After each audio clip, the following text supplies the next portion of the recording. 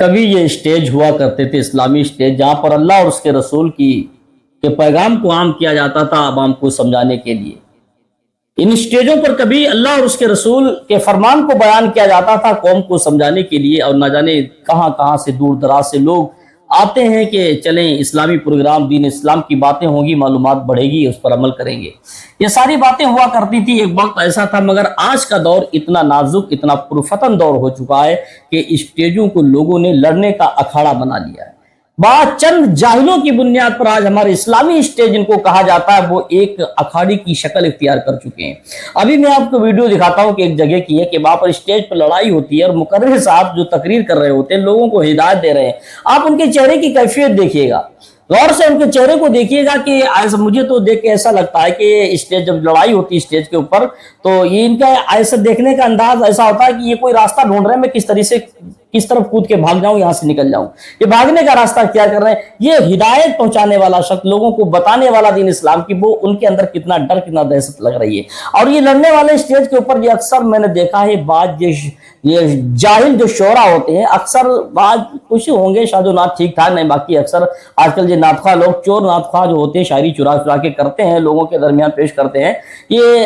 اکثر یہ جاہل ہوتے ہیں۔ اگر ان کو کوئی دین کی بات بتائی جاتی، اسٹیج پر کوئی عالم دین بہترین مقرر بیٹھا ہوا ہو، اگر اس کو بات بتائی جائے تو وہ ماننے کے بہت دور کی بات، بلکہ وہ ان پر آمدہ ہونے کی کوشش کرنے لگتے ہیں، ان پہ لڑنا شروع کر دیتے ہیں۔ تو عوام آج گلے بازی کو پسند کرتی ہے، ان کی گلے بازی کو پسند کرتی ہے، اور ان کو یہ پتہ ہی نہیں کہ دین اسلام کی باتوں سے ہمارا فائدہ کیا ہے اور نہ سیکھنے سے نقصان کتنا بڑا ہوتا ہے۔ لیکن آج یہ اسٹیجوں کا حال یہ ہو چکا ہے، تو مسلمانوں آج اگر ہمارے اسٹیج کا حال یہ ہو چکا ہے، جس اسٹیج پر اللہ اس کے رسول کی بات ہوتی تھی، جس اسٹیج سے لوگوں کو صدار کی بات کی جاتی تھی، جس اسٹیج سے لوگوں کے گھروں کے ماحول صحیح ہونے کی بات کی جاتی تھی، آج ان اسٹیجوں پر لڑائیاں ہوتی ہیں۔ جو عالم، جو علماء عوام کو صحیح راستہ دکھانے کے لیے آتے ہیں، آج وہ خود غلط راستے پر نظر آتے ہیں۔ جس کے بارے میں سمجھانے کے لیے آتے ہیں کہ مسلمانوں میں ایکتا ضروری، لڑائی لفڑا نہیں ہونا چاہیے، آج وہی خود اسٹیجوں پر لڑائی لفڑا کرتے ہیں۔ اس سے صاف ظاہر ہوتا ہے کہ اب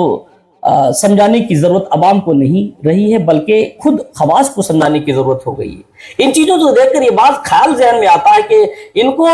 یہ کیا قوم کو سمجھائیں گے، بلکہ انہیں خود ایک سمجھنے کی ضرورت ہے۔ آج کا دور اتنا نازک، اتنا پرفتن دور ہو چکا ہے کہ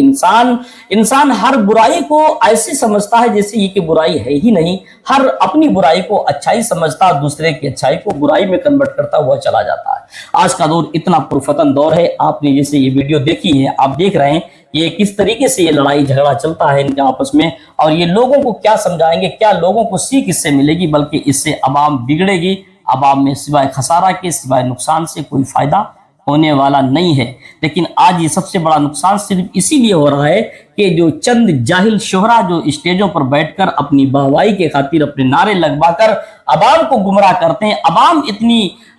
کم پڑھی لکھی لا علمی کی بنیاد پر ان کی ہام کرتی ہے، کیونکہ ان کی گلے بازی کی بنیاد پر چند جو منقبت یاد کر لی، دوسرے کے شعر چرا لیے، اور گلے بازی اچھی ہے، گلے بازی کرنا آتی ہے، نچیا گویا لتا منگیشکر کے بھیا بنے پڑے ہیں، تو عوام ان کی طرف مخاطب ہو جاتی ہے، تو یہ سمجھتی ہے کہ یہی سب کچھ ہے۔ لیکن یاد رکھو مسلمانوں، جو تمہیں ہدایت کا راستہ تمہیں بتاتا ہو، جو تمہیں نبی کریم صلی اللہ تعالیٰ علیہ وسلم کی زندگی کے بارے میں بتاتا ہو، اس سے بڑا کوئی تمہیں ہدایت پہنچانے والا اس دور میں نہیں ہے۔ اور واقعی ہدایت وہی لوگ پہنچاتے ہیں جو نبی کریم صلی اللہ تعالیٰ علیہ وسلم کے سچے وفادار ہوتے ہیں، جو صرف پیسے کی لالچ میں آ کر، دنیا حاصل کرنے کے خاطر، نوٹوں کے خاطر اسٹیجوں پر آ کے خوب ہاتھ پر پٹکتے ہیں۔ تو یہ نہ سمجھنا کہ تمہیں ہدایت پہنچانے، بلکہ وہ تمہیں لوٹنے کے لیے